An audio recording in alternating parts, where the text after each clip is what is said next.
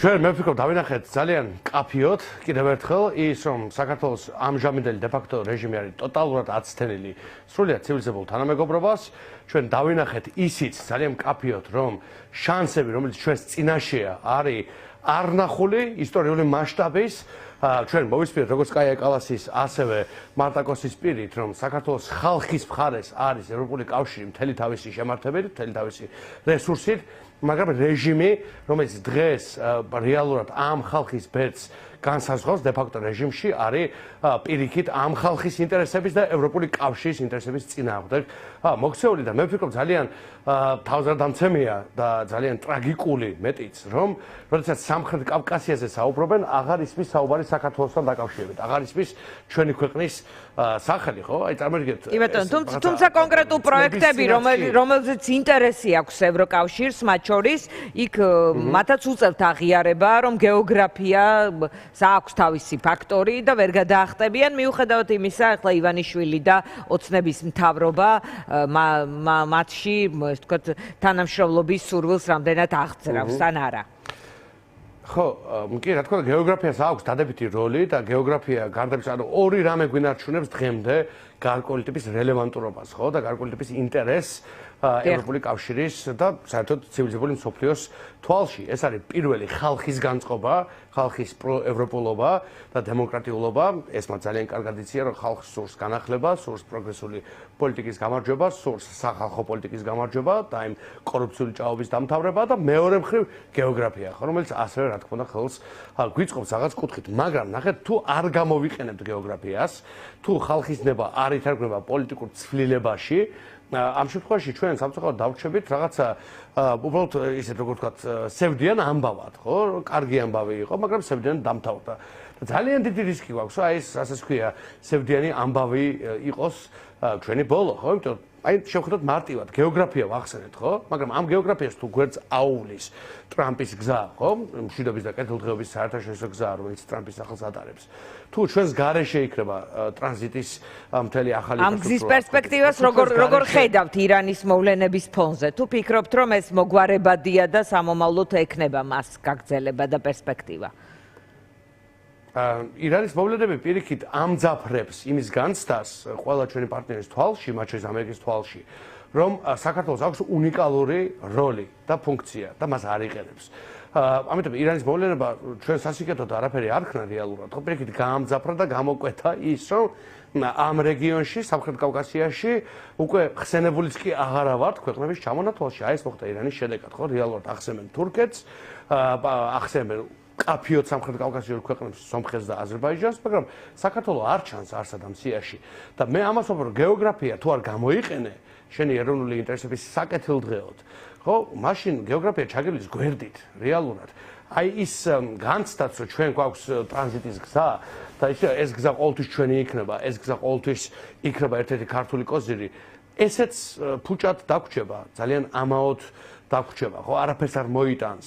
იმიტომ თუ ეს გზა არ გამოიყენე, თუ უკეთესი გზა აშენდა სამხრეთით და შენ დარჩი კარიბჭის გარეშე, რაც არის ანაკლია, ვერ მოხერხდა შენი ქვეყნის ინტეგრირება აი სამხრეთ კავკასიურ გზაში და კორიდორში.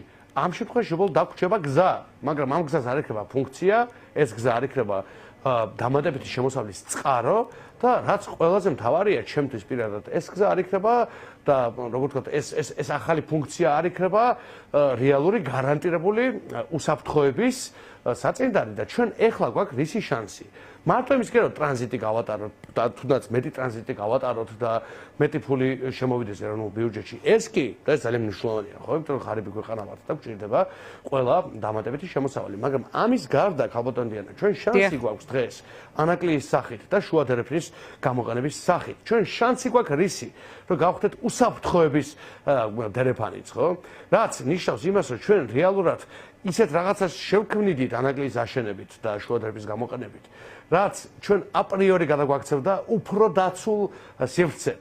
რატომ? იმიტომ რომ ბევრად უფრო მეტ მხარეს ექნებოდა საკუთარი ინტერესი საქართველოში არსებულ მშვიდობაში, ხო, მშვიდობის მიმართ. ანუ ჩვენ შეგვიძლია ისეთი ტიპის უსაფრთხოების გარანტია მოვიპოვოთ, რაც არაფერს სხვას ცალკეულად არ შეუძლია რომ მოგცეს. და ესეც ჩემთვის არის ძალიან მნიშვნელოვანი არგუმენტი. ეს არის რეალური მშვიდობა. ქოცური მშვიდობა კი არა, რომელიც ჯერთი არ არის მშვიდობა, აქენ დავიწყოთ, იმიტომ არანაირი საფუძველი არ გააჩნია. მშვიდობას უნდა ქონდეს საფუძველი, ხო? გარკვეული კონკრეტული საფუძველი.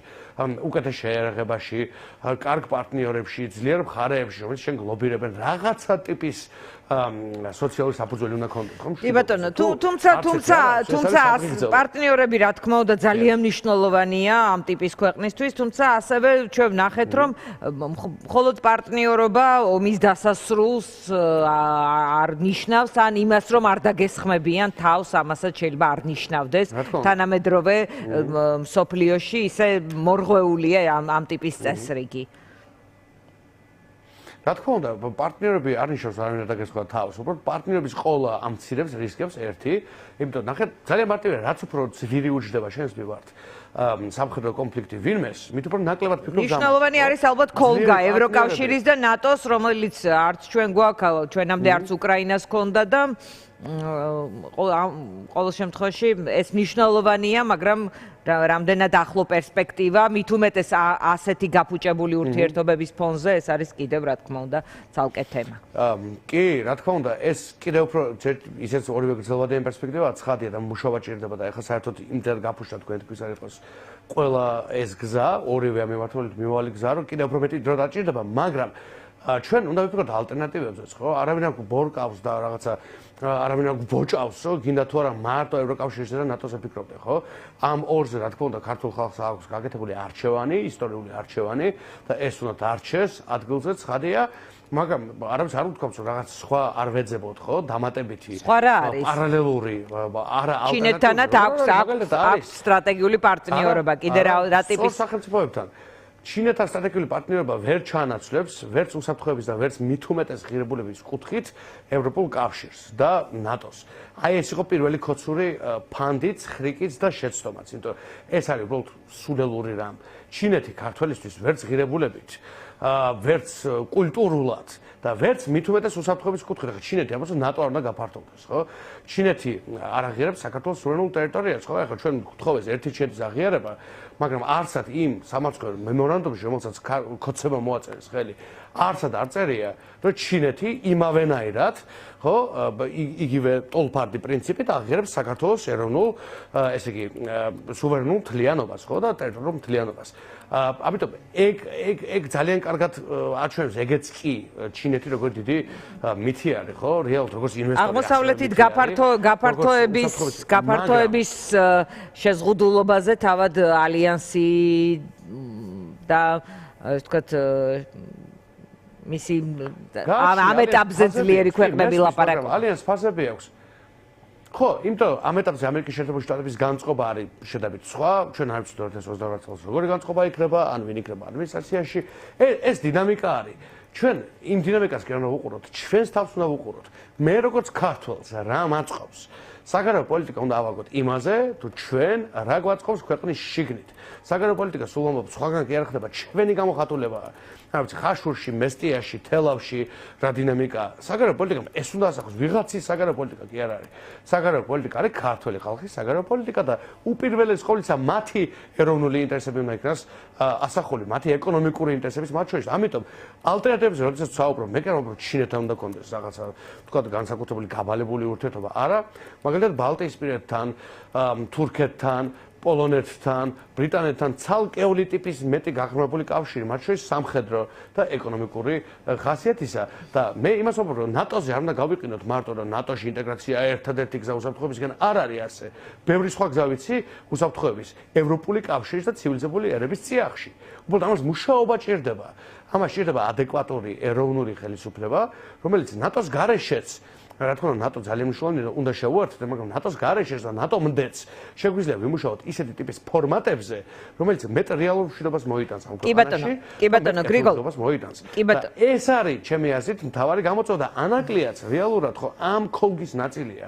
ანაკლია არის უნიკალური შანსი, რომ ვიყოთ უფრო დაცული, უფრო მეტი კეთილდღეობით და უფრო მეტი რეალური მშვიდობით. ამიტომ არის ეს ისტორიული მასშტაბის პროექტი.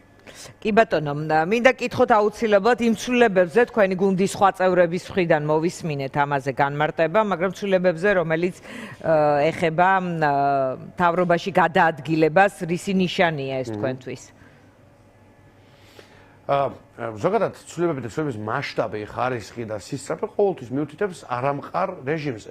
ჩვენ ვხედავთ ძალიან შეშინებულ ივანიშვილს, ვხედავთ იმასაც, რომ ივანიშვილმა დაიწყო გარკვეული ნაბიჯების უკან გადადგმა და ცოტნე ივანიშვილის გამოსვლა შემდგომ იყო პირწმინად სწორედ ეს. ივანიშვილი პირდაპირ გეტყვით ცდილობს სტაბილიზაციას, გარკვეული ტიპის და ხარისხის სტაბილიზაციას ევროპულ კავშირთან, ეს მე ვიცი, ეს ვარაუდი არ გეგონოთ, ვიცი რომ ცდილობს, დაბეჭდების შემიძლია გითხრათ, ცდილობს, ოღონდ მეორე საკითხია რა ფასად ცდილობს, ანუ რისი გაკეთებისთვის არის მზად თვითონ იმისთვის რომ ამას მიაღწიოს, მაგრამ ისო ცდილობს შემიძლია დაბეჭდებით გითხრათ, ხო? იმიტომ ევროპელებს ეუბნებიან, რომ გარკვეული ტიპის სტაბილიზაცია უნდათ, ეს ერთი. ამერიკასთან მეორე ასევე ცდილობენ გარკვეული ტიპის უფრო ტრანზაქციული, იმიტომ რომ იქ ესეთი მომენტია, უფრო ტრანზაქციული ტიპის რაღაცა დალაგებას, ასე ვთქვათ, ხო? და ანაკლიაზე არსებული ბოლოდროინდელი შედარებითი გააქტიურებაც ამას მოასწავებს, რომ ივანიშვილმა გაიაზრა, რომ მას სხვა კონსტიტუციებად არ გააჩნია, მით უმეტეს ტრამპთან საუბრისას.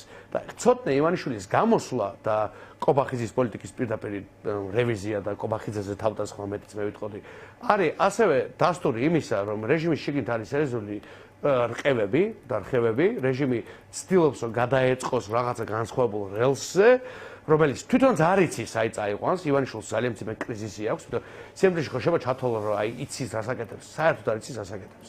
მე მაშინ დავწმუნდი ძალიან ბევრჯერ. მან იცის შუალედურ ფაზებში რა უნდა ქნას, იცის როგორ მოსწოს ქართული დემოკრატია, გადასარევად იცის როგორ მოსწოს ქართული ინსტიტუტები, ესეც ნეტა ეკონომიკის აშენება იწოდეს. რამე სოციალიზმის გაკეთება, ხო, ამავე წარმატებით, ხო? არ გვექნებოდა ესეთი ფასები, აი ესეთი უბედურება, ესეთი დემოგრაფიული კრიზისი, ესეთი გადინება ქართველების ქვეყნიდან, აი ესეთი შიმშილი, მათ შორის ბავშვთა შიმშილი, აი ეს ყველაფერი არ გვექნებოდა ეკონომიკაზე, ან სოციალურ პოლიტიკაზე, რამე ამის ნახევარი მაინც იცოდეს, რაც სპობაში იცის, ხო? და სპობაში ბადალი არ ყავს. როგორ მოსწოთ თავისუფალი საზოგადოება, როგორ მოსწოთ ინსტიტუტები. კი ბატონო, მადლობა. ნახეთ, ის რომ შუალედური ნაბიჯების გადადგმა იცის, ანუ არც მიდა ტაქტიკური ნაბიჯების, ეს არნიშნავს რომ სტრატეგიულად რამე იცის. არაფერი არ იცის სტრატეგიულად. შემდგომში ეხლა აფათურებს ხელს მეტნაკლებად ბნელ სივრცეში, რომელიც თვითონ ჩააბნელა, ჩვენ არ ჩაგვიბნელებია, თვითონ ჩააბნელა და ეხლა ფათურობს, რომ რომელიღაც გზა იპოვოს. შუალედურ ფაზაში შეენარჩუნებს ავტოკრატიას და პირიქით გააუარესებს კიდევაც ალბათ, რომ სავაჭრო პრინციპით მეტი კონდეს მე სავაჭრო, მაგრამ გრძელვადიან პერსპექტივაში ის ცდილობს სტაბილიზაციას, იმიტომ რომ მას აქვს საკმარისი გადარჩენის ინსტინქტი იმისთვის, რომ იცოდეს, რომ აი ამ რაღაცა გრიგოლ, მადლობა. ამ რაღაცა ხუხულა ვითომ კაბინეტით და ლეგიტიმაციის ნაკლებობით ვერ გადარჩება.